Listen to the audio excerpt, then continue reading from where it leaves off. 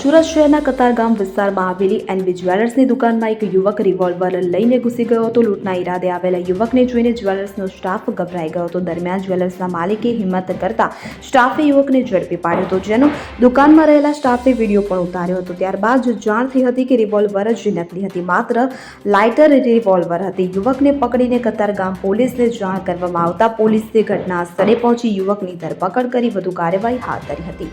મળતી માહિતી પ્રમાણે સુરત શહેરના કતારગામ વિસ્તારમાં એનબી જ્વેલર્સ આવેલો છે અને તેના માલિક નરેન્દ્રસિંહ રાજપૂત છે.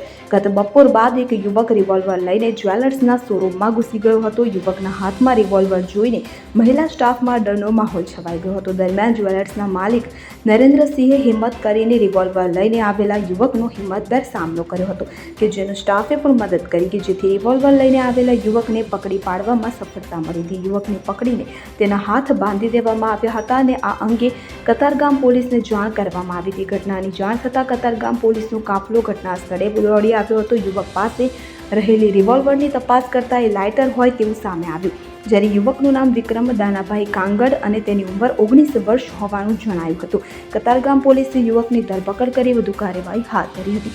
ધરપકડ કરી કાર્યવાહી કરવામાં આવી તો પોલીસની તપાસમાં સામે આવ્યું હતું કે આરોપી વિક્રમ પહેલા દૂધની ફેરી મારવાનું કામ કરતો, જ્યારે છેલ્લા 5 મહિનાથી તે વતન સાવરકુંડલા ખાતે જતો રહ્યો હતો. હાલ વિક્રમ બેકાર છે અને કોઈ કામ ધંધો કરતો નથી. સુરતમાં તે તેના મામાના દીકરા સાથે રહે છે.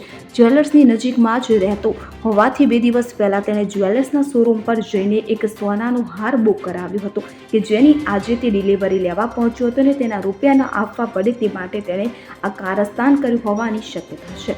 નરેશ સિમરન સાથે CN24 ન્યૂઝ સુરત. હવે જુઓ દેશ દુનિયાની તમામ ખબરો તમારી આંગળીના ટેરવે. ઉઠાવો મોબાઈલ અને Google Play Store પરથી ડાઉનલોડ કરો અમારી CN24 ન્યૂઝ મોબાઈલ એપ.